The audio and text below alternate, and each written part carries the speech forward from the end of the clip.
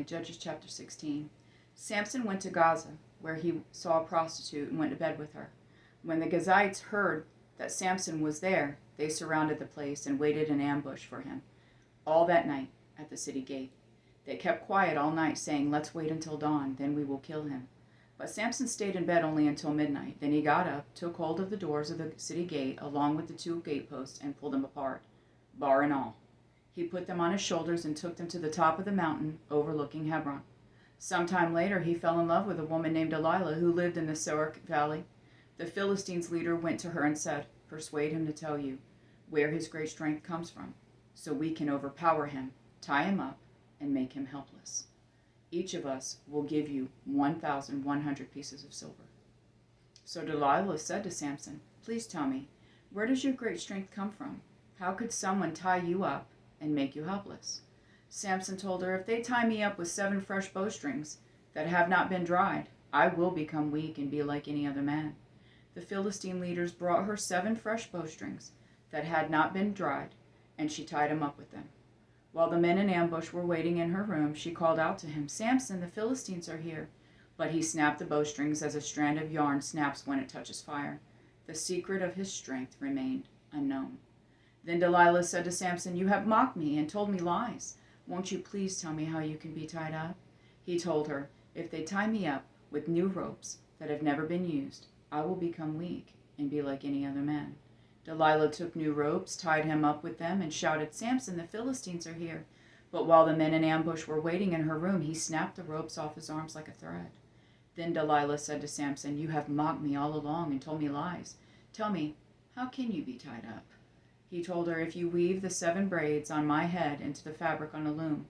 She fastened the braids with a pin and called to him, "Samson, the Philistines are here." He awoke from his sleep and pulled out the pin with the loom and the web. How can you say I love you," she told him, "when your heart is not with me?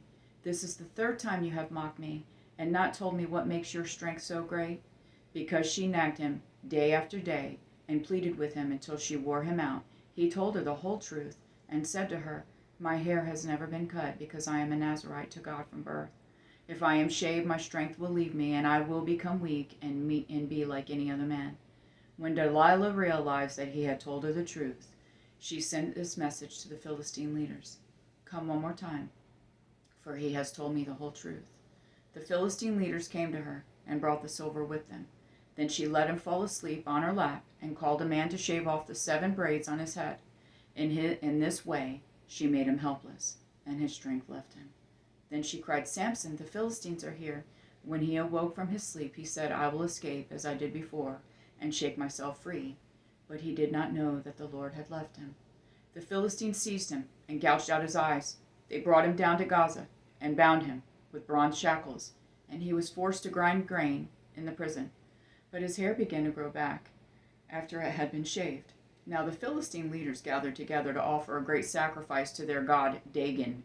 They rejoiced and said, "Our God has handed over our enemy Samson to us." When the people saw him, they praised their God and said, "Our God has handed over to us our enemy who destroyed our land and who multiplied our dead." When they were in good spirits, they said, "Bring Samson here to entertain us." So they brought Samson from prison, and he entertained them. They had him stand between the pillars. Samson said to the young man who was leading him by the hand, "Lead me where I can feel the pillars supporting the temple, so I can lean against them." The temple was full of men and women. All the leaders of the Philistines were there, and about 3,000 men and women were on the roof watching Samson entertain them. He called out to the Lord, "Lord God, please remember me. Strengthen me. God, just once more. With one act of vengeance, let me pay back the Philistines for my 2 eyes." Samson took hold of the 2 middle pillars supporting the temple and leaned against them, one on his right hand and the other on his left. Samson said, "Let me die with the Philistines."